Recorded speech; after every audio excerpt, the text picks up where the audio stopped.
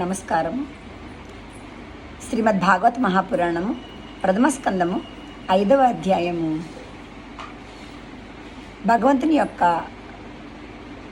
యశోవైభవముల మహత్వము, దేవర్షి యోగు నారదుని పూర్వజన్మ వృత్తాంతము. 37వ శ్లోకము.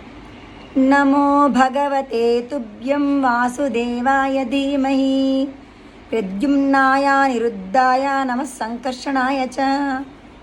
వారు ప్రతి సమయమునందును భగవంతుని ఈ విధముగా స్తుతించెదరు.